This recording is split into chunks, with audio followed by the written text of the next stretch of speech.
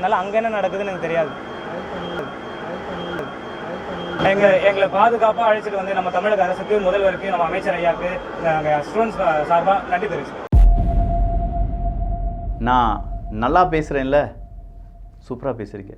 கூடவே நம்ம மு.க. ஸ்டாலின் அவர்கள் நல்ல ஆட்சி செய்கிறாரு.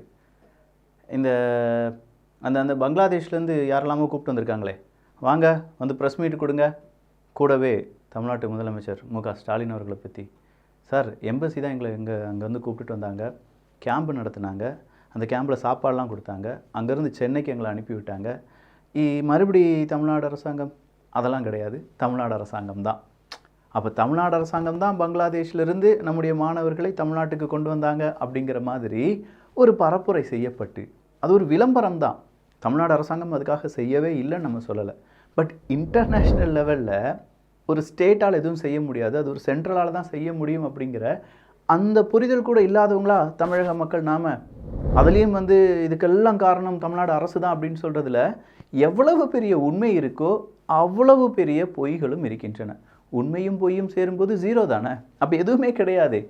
ஊதி பெரிதாக்கக்கூடிய ஒரு பலூன், அந்த பலூன் எவ்வளோ நாட்களுக்கு பறக்கும் அப்படிங்கிறதுலாம் தெரியலை. பட் இதெல்லாம் கொஞ்சம் ஓவருங்க.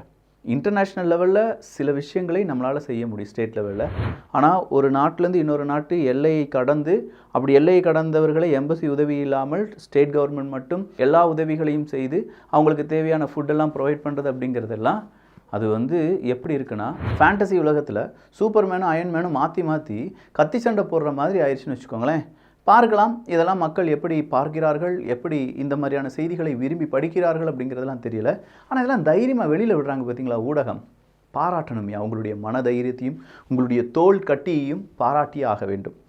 இது தமிழ் பக்ஷம் வழங்கும் ஆழமான அரசியல் சதுரங்கம்.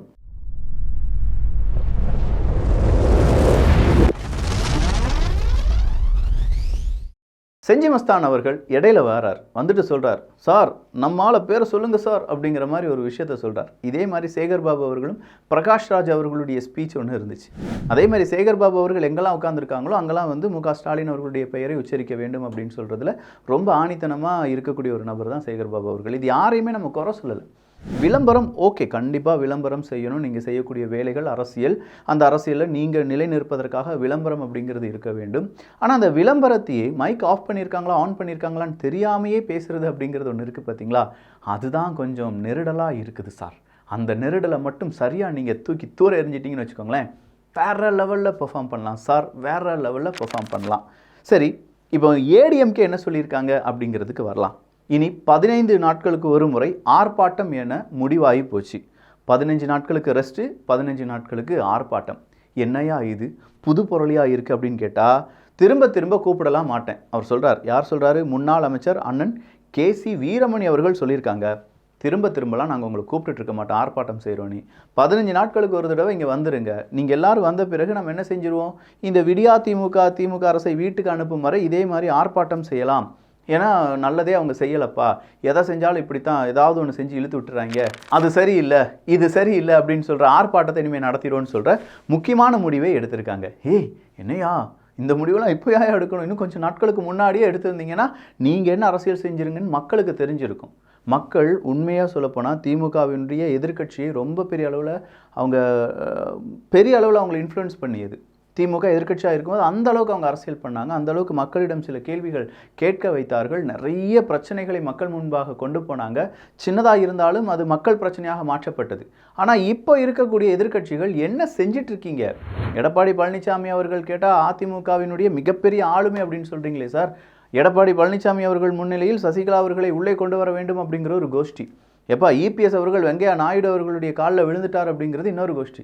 ஏடிஎம்கே எப்படி போகுதுங்கிறத பாருங்க அப்படின்னு சொன்னால் ஓட்டிங் பேங்க் குறைஞ்சிட்டு இருக்கு.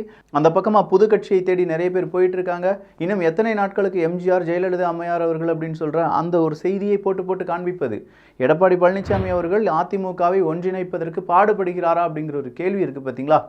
சரி, இவ்வளோ நடந்த பிறகும் அதிமுக அப்படிங்கிற கட்சிக்கு நிறைய மக்கள் முன்னுரிமை கொடுக்குறாங்க, நிறைய மக்கள் அவங்களுடைய ஓட்டுகளை கொடுப்பதற்கு தயாராக இருக்கிறார்கள். ஆனால் இனி என்ன செய்ய போகிறீங்க? இவ்வளோ நாள் மக்களுக்கு என்ன செஞ்சீங்க? அரசாங்கம் அப்படிங்கிறது ஒரு நபர் வழி கிடையாதுல்ல, நிறைய பேர் ஒன்றிணைய வேண்டும். ஆனால் நிறைய பேரை நீங்கள் தனித்தனியாக வச்சு ஏடிஎம்கே பார்ட்டியை வளர்ப்பது அப்படிங்கிறதெல்லாம் இயலுமா இயலாத விஷயமா அப்படிங்கிறதெல்லாம் உங்களுடைய பார்வைக்கு நான் விட்டுடுறேன். மதுரையில் நடந்த மின் கட்டண உயர்வை கண்டித்து நடந்த ஆர்ப்பாட்டத்தின் காட்சிகளுடைய நீட்சிகள் அப்படின்னு சொல்லி அந்த செல்லூர் கே ராஜா அஃபிஷியல் அப்படிங்கிற பக்கத்தில் இருந்து ஒரு வீடியோ ஒன்று வைரல் ஆகிட்டு இருக்கு. இதே செல்லூர் ராஜா அவர்கள் என்ன தெரியுமா சொன்னாங்க, நாங்களாம் என்ன புரட்சி தலைவரா இல்லை புரட்சி தலைவியா, மதுரையில் வந்து ஓட்டிங் பேங்க் குறைஞ்சிருச்சுன்னு சொல்கிறாங்க, எங்கள் ஊரில் மட்டும்தான் குறைஞ்சிருக்கா, எல்லா ஊர்லேயும் குறைஞ்சிருக்குல்ல, இதெல்லாம் பொதுச் செயலாளர் பேச வேண்டும் அல்லவா அப்படி இப்படின்னு சொல்லி ஒரு சின்ன கலகத்தை ஏற்படுத்தினார். ஆனால் அந்த கலகம் பெரிய அளவில் என்ன ஆகலை, ஃபோக்கஸ் ஆகலை. செல்லூர் கே ராஜா அவர்கள் தப்பித்து விட்டார் அப்படின்னு சொல்லலாம். அடுத்ததாக கலாநிதி வீராசாமி அவர்கள். கலாநிதி வீராசாமி சூப்பரான தமிழ் பெயர் அப்படின்னு நீங்கள் நினச்சிங்கன்னா கிடையாது. கலாநிதி வீராசாமி நாயுடு அவர்கள் அப்படின்னு சொன்னால் ஜிகே நாயுடு அவர்கள் கோயம்புத்தூரில் கம்மா அப்படின்னு சொல்கிற அந்த ஒரு கேஸ்ட் இல்லை. நம்ம என்ன செஞ்சுருக்கோம், நம்ம வந்து திராவிட நாட்டில் இருக்கோம். திராவிட நாடுனா என்ன, திராவிட நாடுனா தமிழ் மட்டும் இல்லாமல் எல்லாரையும் ஒன்றிணைத்து திராவிட மொழியில் இருக்கக்கூடிய, திராவிடத்துக்கு நிறைய விளக்கங்கள் கொடுப்பாங்க. சுபவீர அவர்கள்லாம் கேட்டிங்கன்னா திராவிடம் சித்தாந்தம் அப்படின்னு சொல்லுவார், திராவிடம் இனம் அப்படின்னு சொல்லுவார், திராவிடம் அரசியலுடைய ஒரு வேட்கை அப்படின்னு சொல்லுவார். இப்படின்னு சொல்லி நிறைய விளக்கங்கள் அப்படிங்கிறத கொடுப்பாங்க. சோஃபார் திராவிடம் அப்படிங்கிறது அந்த ஒரு பர்டிகுலர் ஒரு 3-4 ஸ்டேட்ஸை ஒன்றிணைத்த ஒரு சின்ன மொழியின் அடிப்படையில் இருக்கக்கூடிய ஒரு சொல்லாடல், அவ்வளோதான். அப்போ இந்த திராவிடம் அப்படிங்கிறதுல நம்ம தமிழ்நாடு மட்டும் என்ன சொல்லிட்டு இருக்காங்க, நமக்கெல்லாம் வந்து என்ன இல்லைப்பா, நம்மலாம் வந்து ஜாதியை ஒழித்து விட்டோம், பெரியார் மண் அப்படின்னு சொல்லிட்டு இருக்கீங்கல்ல. இன்னைக்கு இந்த கலாநிதி வீராசாமி அவர்கள் எந்த ஃபங்க்ஷனுக்கு போயிருக்கார் அப்படின்னு பார்த்தீங்கன்னா, கம்மவா நாயுடு அப்படிங்கிறவங்க. இந்த கம்மவா நாயுடு அப்படிங்கிறது என்ன ஜாதி கிடையாதா? அப்போ கம்மவா நாயுடு அவர்களுடைய அந்த ஒரு ஜாதி அந்த ஒரு இடத்துக்கே போகிறாரு, பேசுகிறார், அதுவும் அந்த மொழியிலே பேசுகிறார். தமிழில் கூட மனுஷன் பேசலை.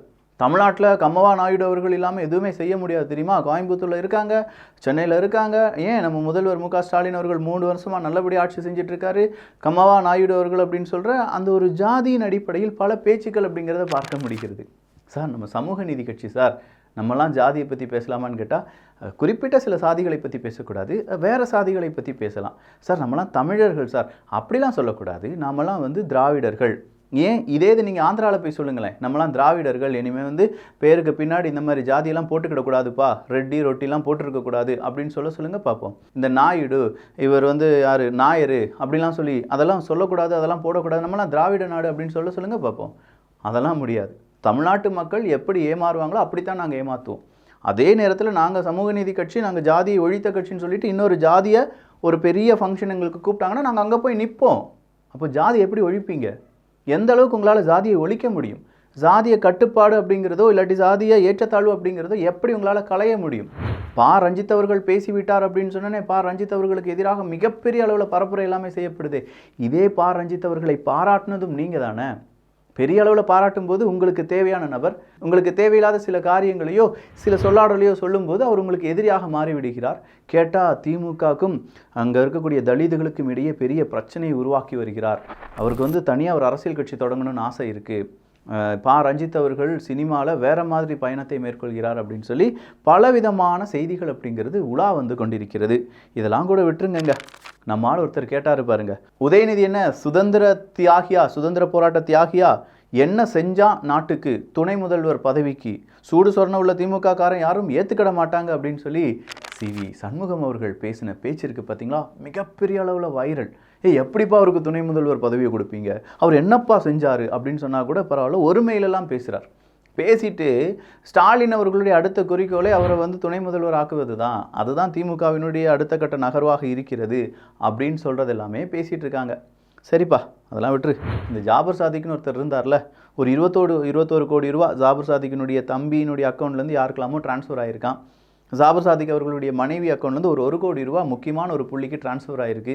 யாருன்னு பார்த்தா நம்ம அமீர் அண்ணே என்னண்ணே, இல்லைப்பா அது வந்து படத்துக்கு அப்படின்னு பணம் கொடுத்துருப்பாங்களா, அதுவாக இருக்கலாம் அப்படின்னு சொன்னால் கூட ஜாஃபர் சாதிக் அவர்கள் ஒத்துக்கொண்டாராம், இந்த காசையெல்லாம் நான் போதைப்பொருள் விற்று போதைப்பொருளை கடத்தி தான் சம்பாதித்தேன் அப்படின்னு சொல்லி.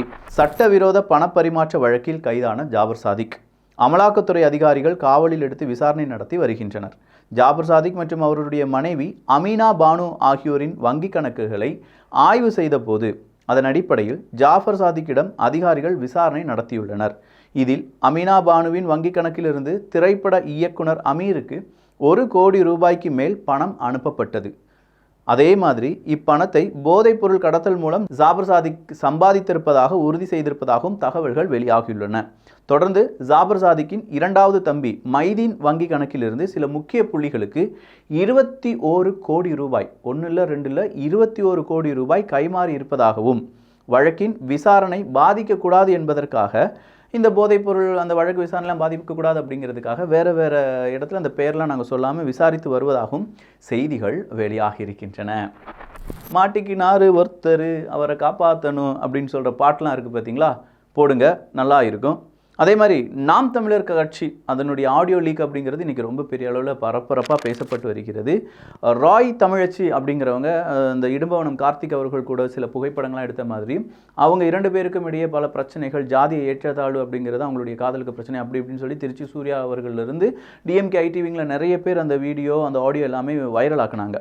அதற்கு இன்றைக்கி அந்த ராய் தமிழச்சி அப்படிங்கிற அந்த ட்விட்டர் ஹேண்ட்லர் அந்த அக்கா என்ன சொல்லியிருக்காங்க அப்படின்னா, நாம் தமிழர் கட்சி என்னை வச்சு ஒரு அவதூறு பரப்புவதற்கு நிறைய பேர் ட்ரை பண்ணுறாங்க நாம் தமிழர் கட்சியின் மீது. நான் இப்போதும் நாம் தமிழர் கட்சியில் தான் இருந்துகிட்ருக்கேன். வேறொரு பொண்ணாக இருந்தாங்க அப்படின்னா நான் அந்த பொண்ணு இப்போ வந்து சூசைடே பண்ணியிருப்பாங்க. இதுக்கு மேலே என்னால் டார்ச்சர் தாங்க முடியாது. ஸோ இதுக்கு மேலே நீங்கள் அவதூறு பரப்பாதீர்கள். யாரெல்லாம் எனக்கு எதிராக அவதூறு பரப்பினீர்களோ அவங்களுக்கு எதிராக நான் வழக்குகளை தொடர்ந்து இருக்கிறேன் அப்படின்னு சொல்லி வழக்குகளை தொடர்ந்திருக்கிறார்கள். ஒரு 3 கிலோமீட்டர் சரௌண்டிங்ஸில் ஸ்கூலு காலேஜஸ் எல்லாமே இருக்குது போல். ஸ்கூலு காலேஜஸு கோயில் எல்லாமே இருக்குது. கொஞ்சம் போதை ஊசியும் கொஞ்சம் போதை மாத்திரையும் இருந்திருக்கப்பா. என்னத்தை சொல்ல. அவ்வளோதான். நல்லதை பகிர்ந்து நல்ல சமுதாயத்தை உருவாக்குவோம். நன்றி, வணக்கம்.